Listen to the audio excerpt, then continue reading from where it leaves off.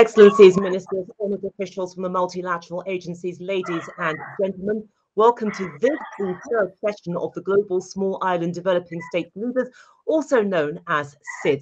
My name is Juliet Foster, and over the next 90 minutes, I shall be guiding you through what I believe will be a lively and thought-provoking debate on SIDS and technologies of communication and information. The organisers of GSL are grateful for the very kind sponsorship of Bayer in supporting these debates at transnational level. So thank you so much for your support. Let's now focus on the topic in hand. It's fair to say that the growth of technology has been nothing short of extraordinary, and that staggering rate of advance is showing few signs of slowing down. If you want to know just how staggering it is, then I'm about to dazzle you with some figures. By 2025, some 38.6 billion smart devices around the world will be collecting, analyzing, and sharing data. The web hosting services market is poised to generate over $77 billion. And currently, 4.66 billion of us around the world are internet users, although I suspect that figure has gone up since I first wrote it down. So what does that mean for small island states? Well, these states are among the beneficiaries of what futurologists have dubbed the fourth industrial revolution. Information communication technology is expected to mitigate some of the challenges that SIDS typically face because of their geographical remoteness, especially by facilitating access to product and service suppliers. The bottom line is that ICD is the foundation enabling SIDS to diversify their economies, boost their manufacturing output, obtain greater access to global supply and value chains, and improve their disaster preparedness, points that were highlighted in the 2014 Samoa SIDS Pathway UN report. Well, 7 years on from that historic publication, SIDS are continuing to make big, important strides in terms of the affordability and universality of their ICT networks. Mobile broadband coverage across the SIDS now covers 85% of the population, while the price of 500 megabits of mobile data has dropped from 15% of gross national income per capita to 8%.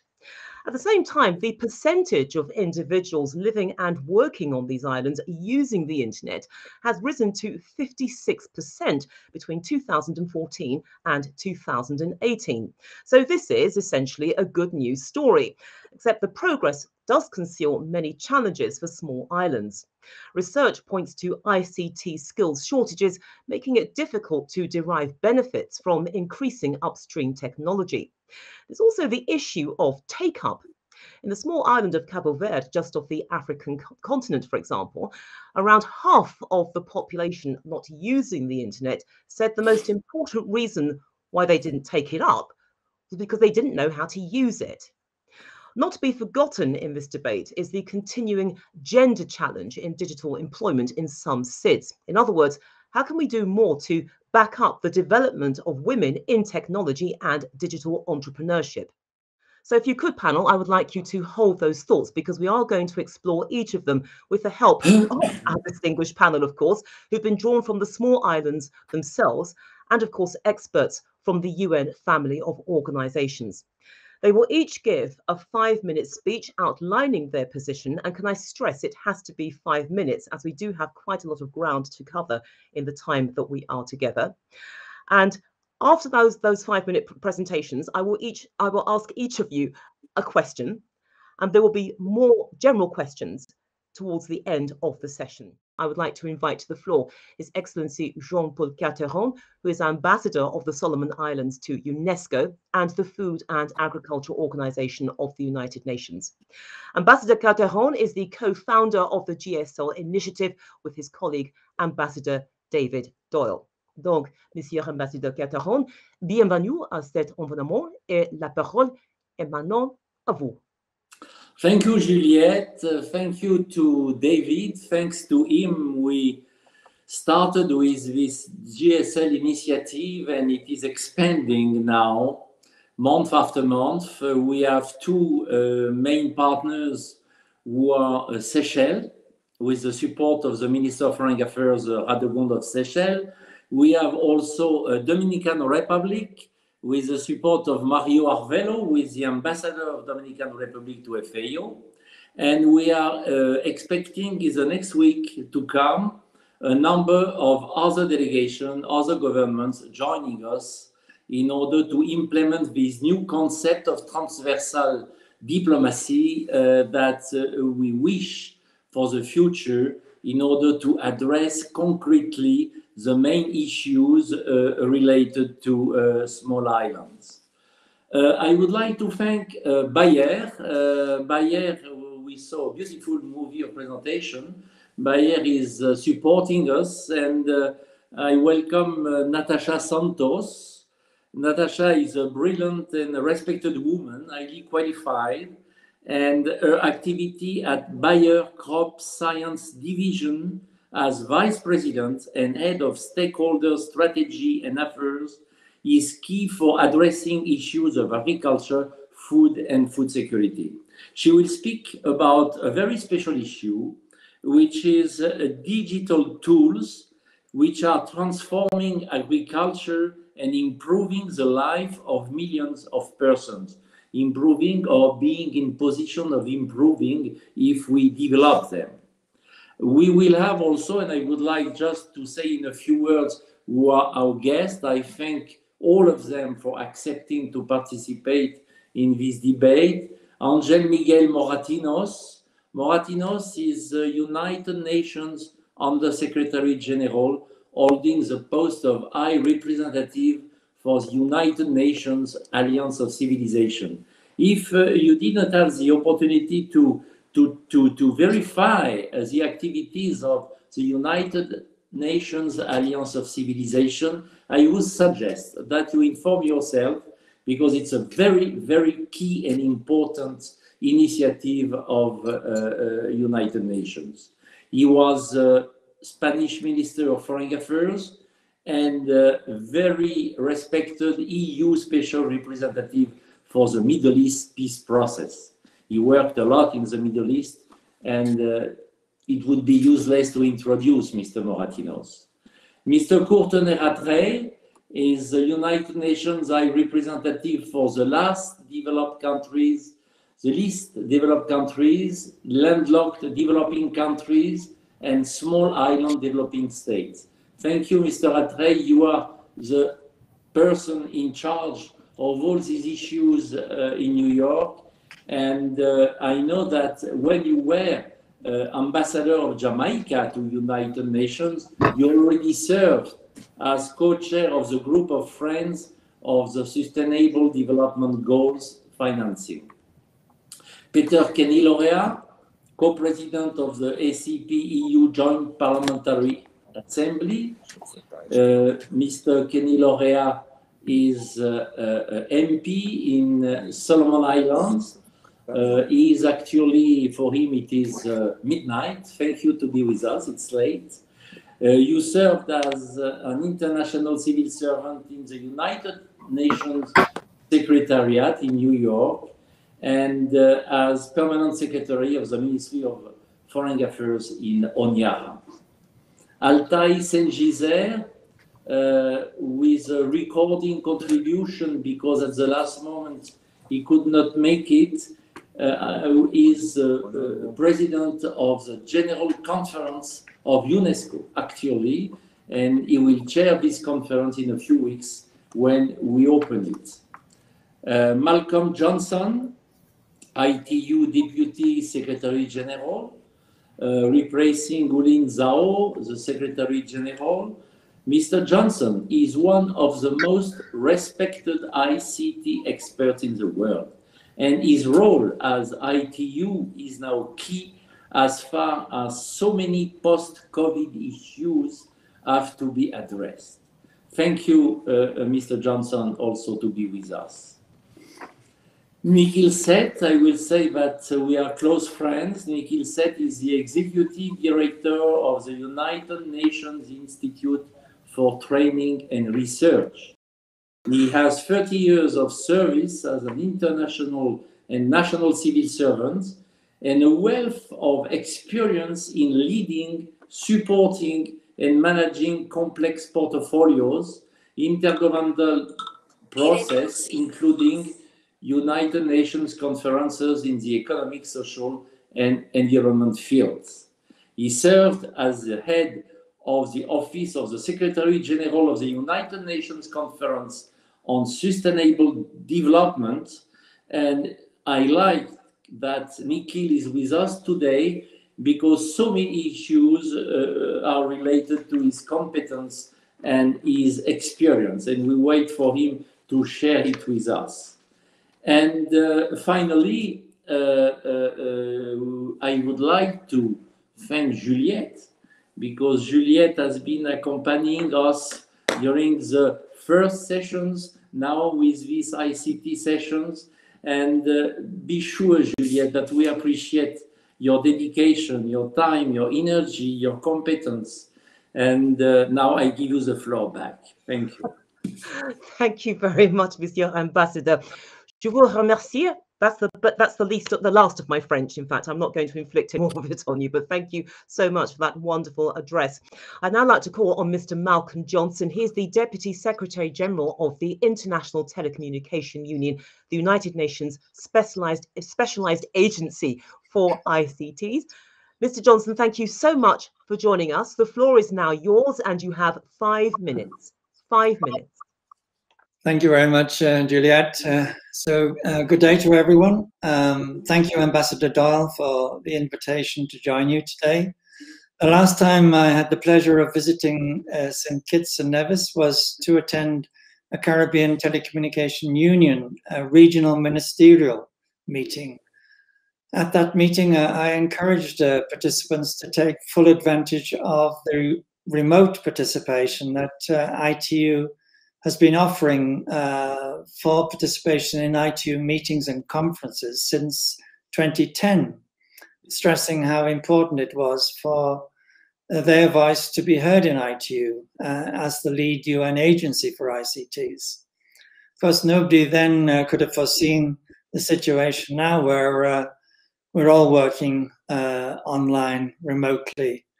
And the global pandemic has put ICTs at the center of so many people's lives, businesses, in such a short period. Since March last year, ITU has remained fully operational, and we've held over 8,000 virtual events with a total of more than 10,000 e-meetings and almost 300,000 remote participants. So remote participation just shows how extensive the work in ITU can be. And it's important because ITU's mission is to connect the world. In ITU, it has always been recognized that small island developing states had particular challenges and were therefore priority countries.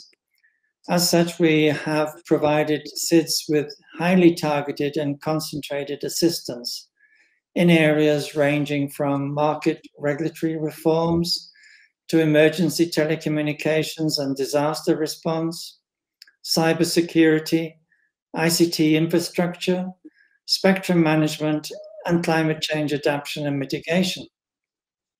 Right now, for example, we're rolling out an initiative in the Pacific that will help deliver digital services in education, agriculture, and health to support the recovery post-COVID. The Smart Islands Initiative is one of many projects undertaken by ITU since the start of the pandemic to boost digital transformation in the hardest to connect communities, including SIDs. These initiatives address the specific challenges and vulnerabilities facing SIDS, from expanding access to affordable and reliable connectivity to promoting digital literacy. They emphasize the importance of multi-stakeholder collaboration in creating an equal digital future for everyone in SIDS and around the world.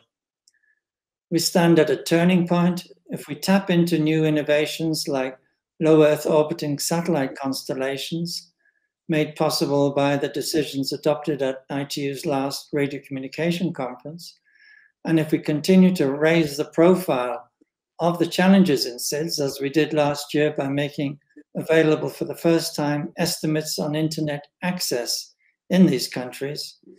And if we collaborate and cooperate with each other, all the various organizations involved in this endeavor, to bring our own specific competencies to the table and avoid duplication of effort, then SIDS will be well on their way to achieving universal, equitable and affordable access to ICTs. Thank you very much. Malcolm Johnson, thank you very much. Before you go, because I do know that you have a meeting to attend, and I appreciate the fact that you've stayed on all this time, there is a question I would like to put to you, because we know that the ICT market structure in most SIDS is built around having a small number of ICT suppliers. So given that, what steps, in your view, should be taken to achieve optimal and equitable access of this technology at a reasonable cost to the SIDS governments themselves?